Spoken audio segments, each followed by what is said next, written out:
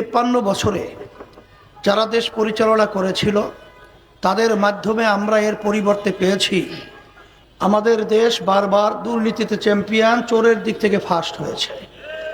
হাজার হাজার লক্ষ লক্ষ মায়ের কোল সন্তান হারা হয়েছে।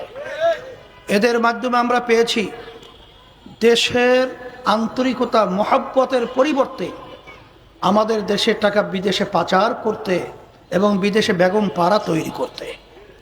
আমরা এদের পরিচালনায় দেখেছি যে এরা ক্ষমতায় থাকার জন্যে বিদেশিদের তাবেদারি করতে, যেই তাবেদারির মধ্যে আমাদের দেশকে সর্বত্র ব্যক্তি থেকে শুরু করে রাষ্ট্রীয় পর্যায় পর্যন্ত অশান্তির আগুন ধাউ ধাউ করে সর্বত্র আমরা দেখছি জ্বলছিল।